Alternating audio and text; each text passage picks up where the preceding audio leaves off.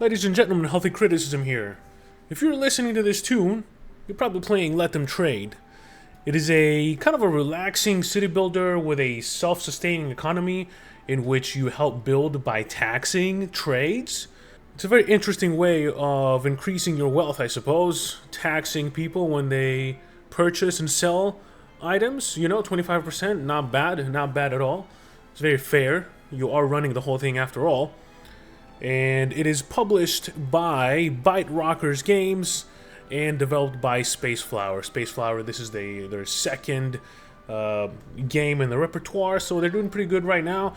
Before everything, as always, we're going to take a look at the settings. Hopefully my cat stops meowing very aggressively at me right now. And this is what the settings look like right here. I have a big problem with this game, right? I don't consider myself hot shit by any means necessary. I am not pirate software, okay? I do not demand that publishers respond to my inquiries about their games. So let's just get that out of the way. I don't have a Napoleon complex. So I asked a few questions to the developers on their Discord, and they responded to me, which I really appreciated. But the one that they actively ignored was whether or not they're gonna separate the graphics quality settings before the full release, which is tomorrow as the making of this video. And I also don't have a price for you yet. They did not answer at all, and I asked 4 times essentially. I responded to my ticket, I mentioned it in the group chat. I see them ignoring it, right? Nobody wants to answer that. I don't understand why.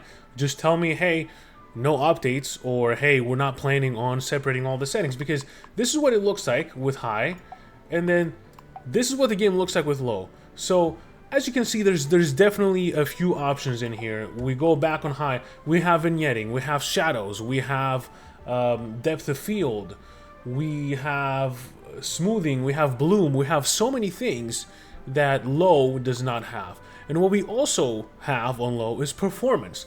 Now you may have seen my render scale at 45%. I fucking have to do that. Even at low, the game runs very dreadfully slow.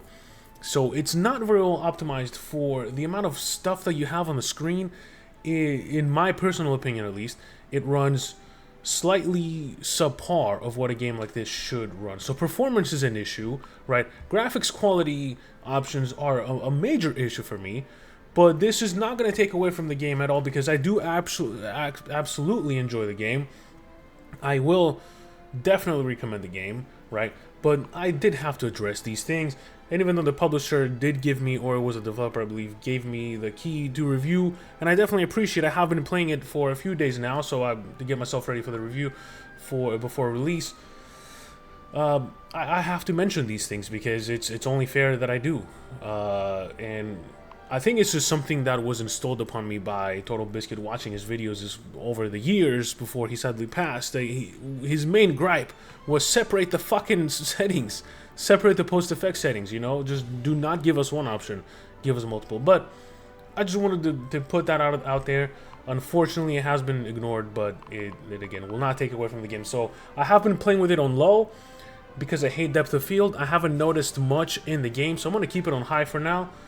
But regardless, I did have to drop my render scale to 45% because it's so buggy. Not buggy, I mean performance is very subpar. So I'm going to leave that there for now. This is the UI scale. It changed in real time rather, so that's pretty nice to see. We're going to apply that. Rocky, shut the hell up, please. And we got some audio options for general, music, ambient, sound effects volume, and UI volume. Obviously, there's no voice acting, which is unfortunate, but not necessary for a game like this. It's not very story-driven. It's not a huge campaign that you have to play. This game, I would actually say, almost resembles a roguelite or roguelike because of how easy it is to finish one run and then start another. But we're going to get that to the gameplay section.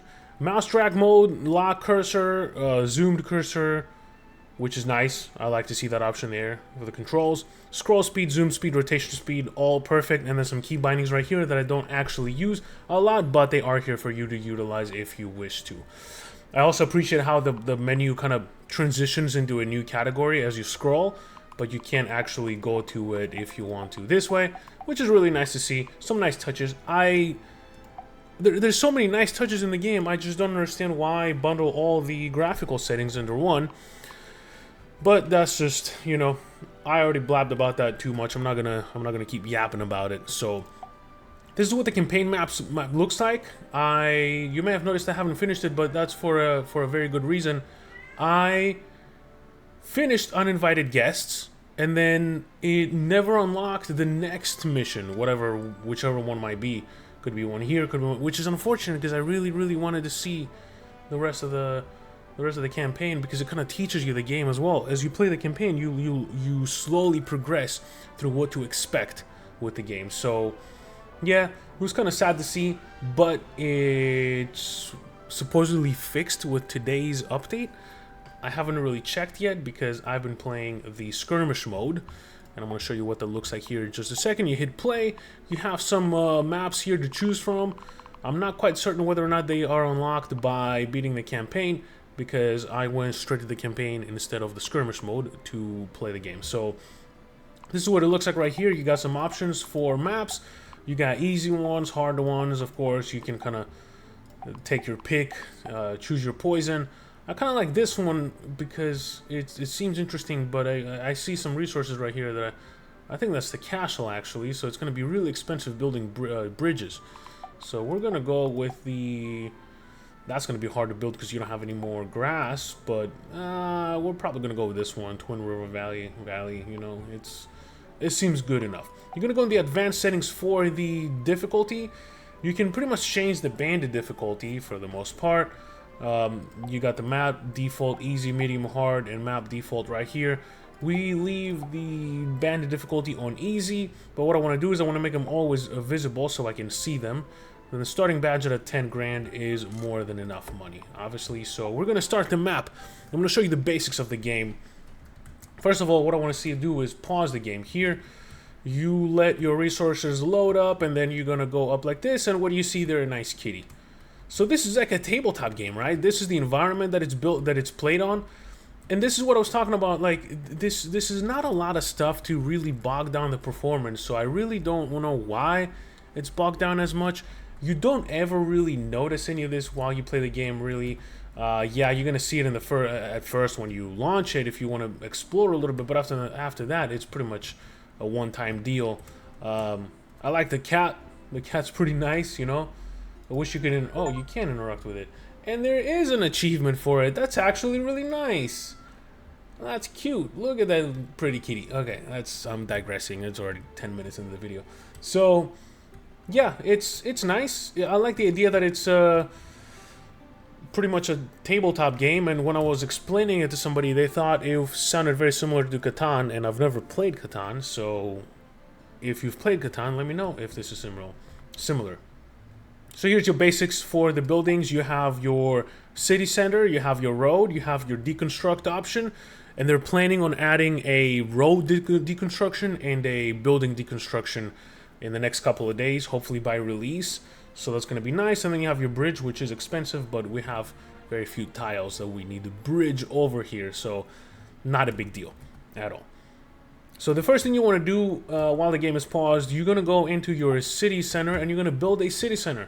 Now the main thing you need when it comes to cities is two things, right? It's going to be wood and it's going to be potatoes for food.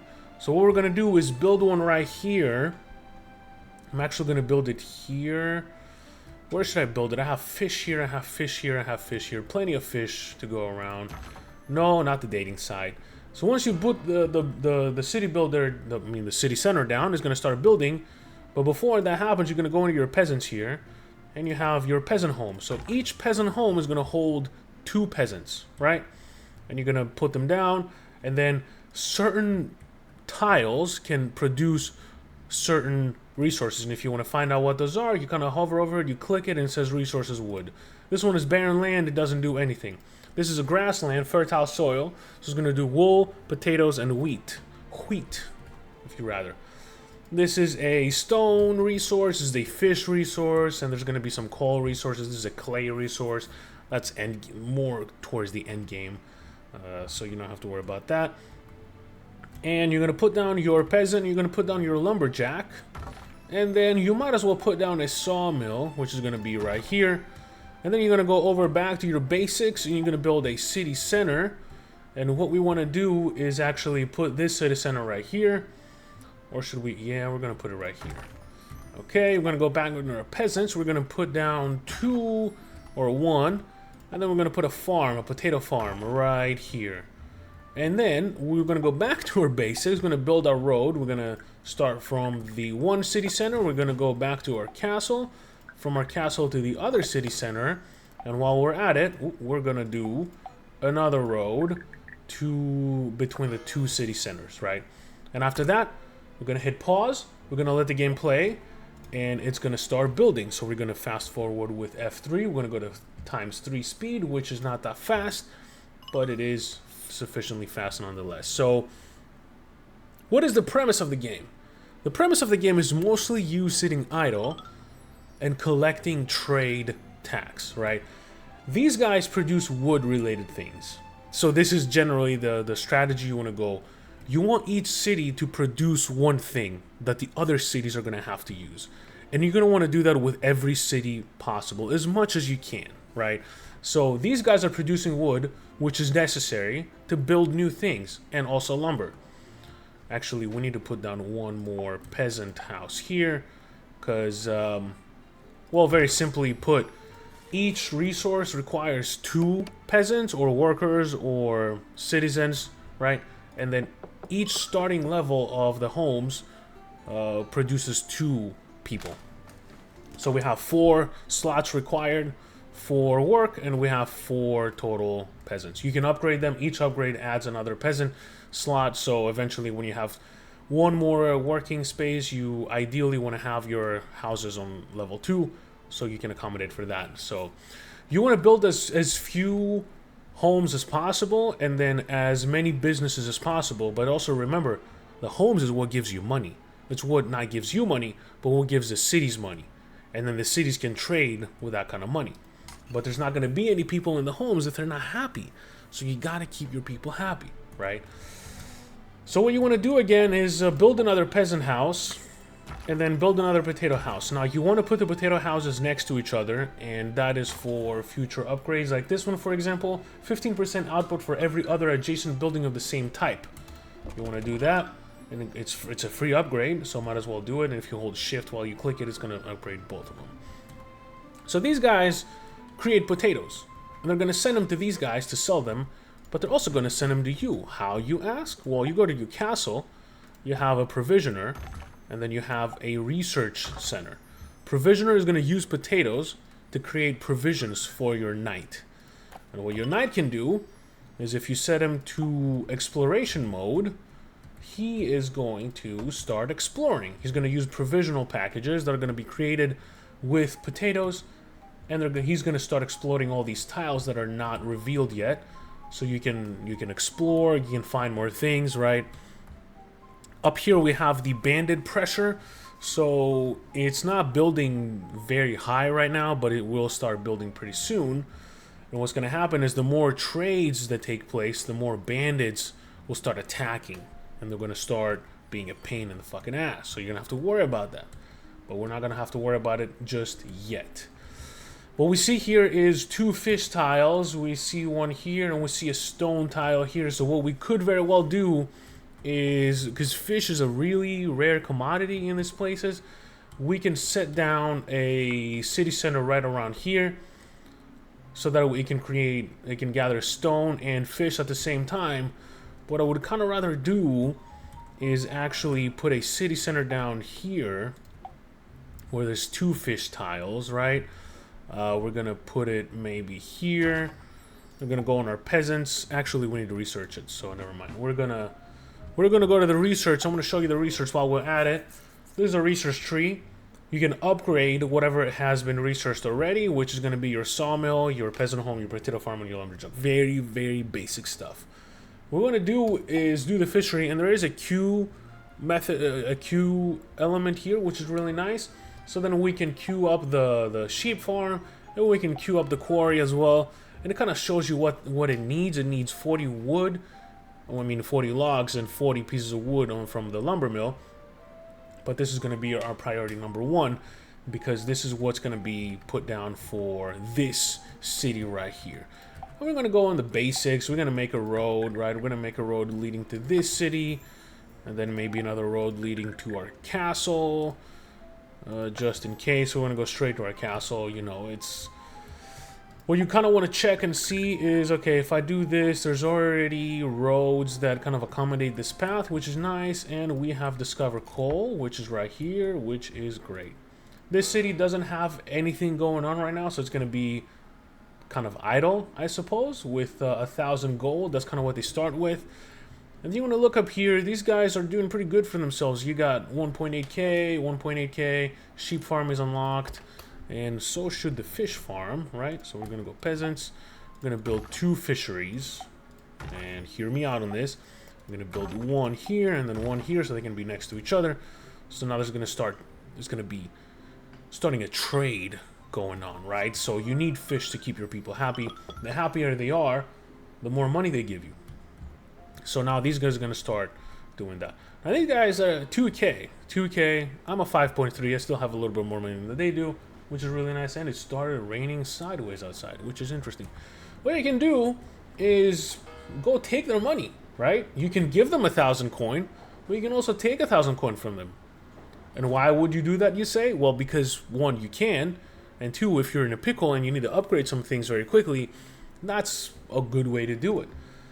Now, when you do take money from them, it does lower the happiness by 30% for 5 minutes, but if you give them money, it makes them 10% more happy. So they can only be 100% happy. And if you see that they're doing very, very happy, you might as well take some money from them, because happiness will just regenerate very, very quickly after you do that. So don't worry too much about taking money from them, right? It's fine, trust me. But for now, until all the needs are met, I'm going to keep them at collecting their own money. I'm not going to take money from them yet. So for now, it seems like the economies are sustainable, which is really nice. And we don't have to worry about any of that just yet. So our next step is to keep exploring things, right? So we're going to need a light barracks so we can create soldiers to protect ourselves. And we're going to increase the trader speed upgrade here. But in order to do that, we need stone.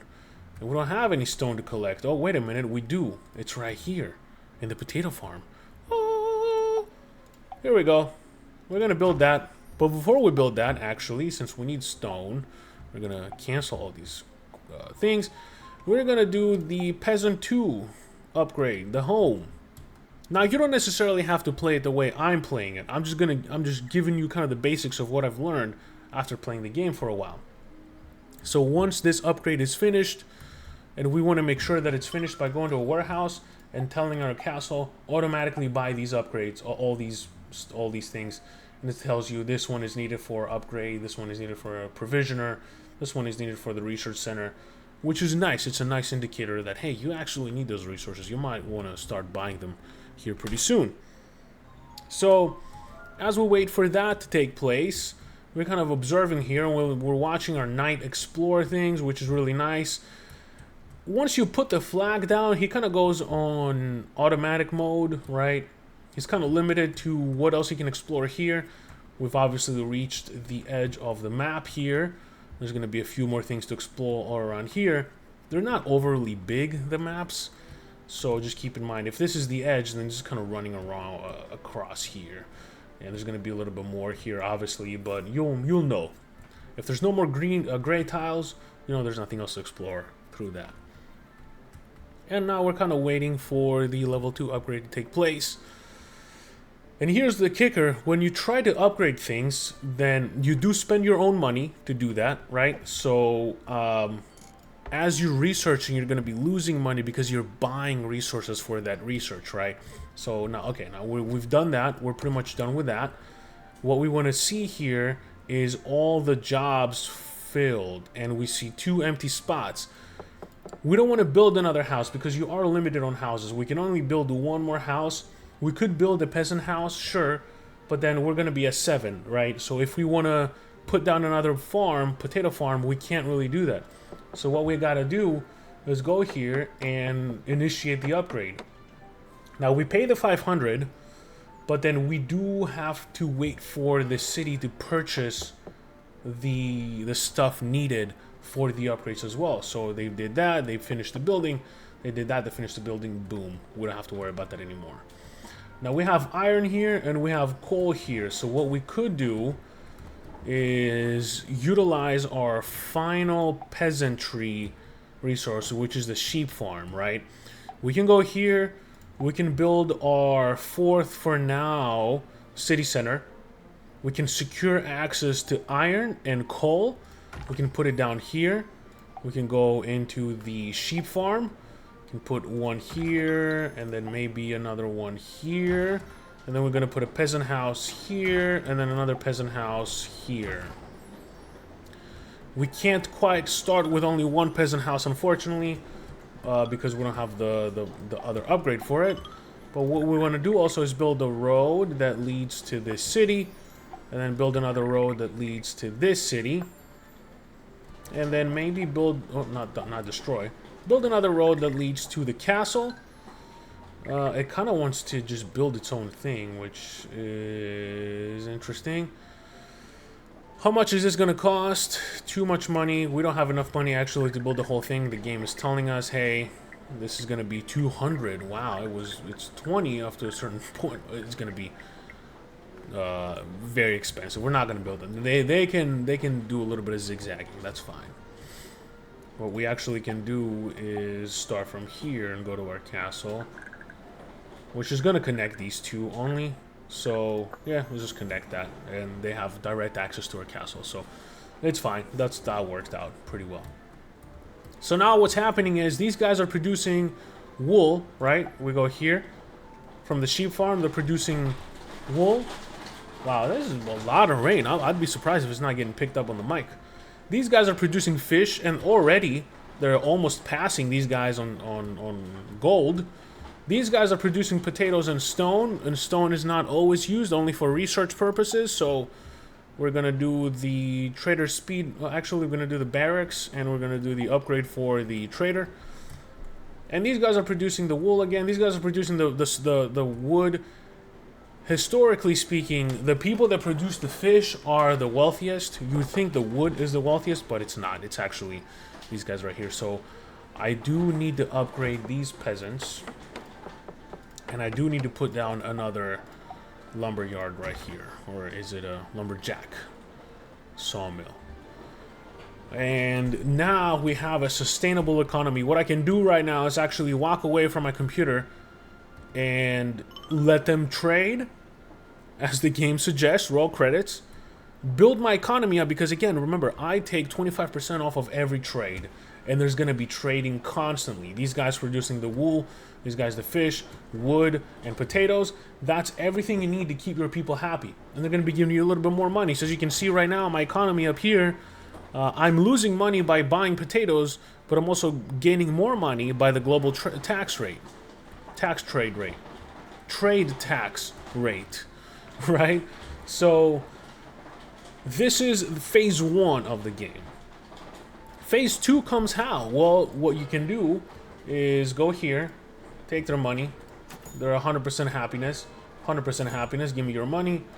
100% happiness, right? Give me your money. You're probably 100% too. Not yet, but you don't have more than enough money, so we're just going to keep you there. What you can do for phase 2 is prepare for the influx of trading that's going to be happening, right? So these cities are level 1, as you can see here. Now you can upgrade them. Cost 500 gold. If you've just taken $1,000, 1,000 gold from them, it's not going to be a problem for you to pay it, right? But these guys are saying the traders are overloaded. When you upgrade, you should upgrade the city that is struggling the most with their traders, right? Right now, it's this guy with the wood. Their traders are overloaded because they're carrying too much stuff too often. That upgrade I just did helped things. What you also need not do is neglect your troops. So I'm going to build down the light barracks. I'm going to create soldiers for my knight to use, because once these bandits start attacking, they're going to be a fucking problem, right? And what you also want to do is unlock the extra knight, because you can have one knight in guard mode, and then you can have the other one on exploration mode. So when you look at the resource tree, this is all confined within the resources you can unlock from this peasant tier income of resources or whatever you want to call it. When you get to the workers, you unlock coal, you unlock iron, gold, and brick making with the clay and everything and tools, right? When you get here, you're going to need most of what you unlock in this to unlock certain things. So like if you want to increase the trader speed upgrade, you need stone tool, and you can kind of guess that, hey, these guys need bread and not stone tools because the line doesn't go through that certain item. So peasantry here, these guys, you can unlock the worker, and then you can still explore your urban expansions, if you may, and that's kind of smart to do because ideally when you unlock the workers, you kind of want to unlock a new city and only have workers there, right? And then when you unlock the second one, all these places require workers to work, and then the challenge becomes, okay, how do I make these cities trade with each other instead of just, you know, the peasants trading with each other? So if you have a city like that, it's going to be losing money unless you create something that a worker needs to sell to another city that has workers that don't create that specific thing. So like bakery, for example, workers need bakery, right? One of the things to make them happy. Well, you can have a city create the bread and then sell it to other cities that have workers there that do not create the bread. The whole thing, the whole point behind this game is trade. Have something that somebody else needs, right? And that's how you make money. Your castle, that's how your castle makes money. You need to be aware of keeping track of what is needed in order to do that. So I got my second knight right here. What I can do is I want to have him explore. Actually, you know what? I need to build a bridge. So there's that. We're going to go to basics. This is how the bridges are built. You ready? You have to connect the hexagons on their sides. So if I want to build a bridge, I can either do it here. I cannot really do it here because this is not a explode, but I can do the middle one here. It's going to show you a green thing. Here's the bridge. And now my guy can go explore this side of the world, which is nice. Now I can explore more things and get to the edge of this universe and go from there. So keep in mind, you do have to plan ahead with your soldiers, right? If you have bandits showing up, you gotta defend your people. And if you don't attack the bandits, they will get stronger. And then when you go to research here, you're gonna have to unlock stronger people, right? And I don't remember light barracks, and we have we should have, where is it? Heavy barracks. Yep, heavy barracks right here. You need armory. You need a bunch of shit. You need citizens for the armory. You know, it gets pretty complicated, right? So this is essentially the game. I know I've yapped about it for a little bit too long. This video has gone a little bit longer than I anticipated, but it is a lot to cover. You know, I wouldn't say it's hard. It is somewhat challenging, but it's mostly a chill game where you can have running on the background if you need to. If the bandits steal a few things here and there, it's not the end of the world. I'm running low on gold, so I'm just gonna shortcut into taking people's hard-earned money because I am the government after all. You got plenty of money to give me, you'll be fine. So this has been explored almost. It's just gonna be connected with water. Let's see. Yeah, no. Okay, so the knight can keep exploring, which is really cool. Nice. Alrighty. I don't have to build another bridge. Although if I do build another bridge, it's going to be a little bit easier for them to build. Whatever. You get the drift. So there you have it. This is a microeconomy or a macroeconomy. I want to say micro because it's small, right? Not an idle game. You still have to pay attention. It's not one of those idle clickers. You do have to actually play the fucking game, which is interesting. Yeah, is it a city builder? Kinda. Is it a resource management? Kinda. You know, is it a management game? It's 100% a management game for sure. It is relaxing, as the Steam tags would suggest. It's technically 3D, you know. You got the kitty over there. You got to pet the cat. I don't know if you can interact with anything else, but it's a good Easter egg. That's a nice Easter egg right there. And yeah, I like it. I like it a lot. If the developer could answer if they're planning on separating the graphical settings, that would be ideal as well. But it is what it is. Those guys are super fucking busy. I respect their work. It's not easy being a developer. No matter what Pirate Software might lead you to believe, it's actually, when you actually are a developer, it's difficult. So there you have it. I hope you found this useful. I hope you enjoyed it, and I hope to see you on the next one. Peace.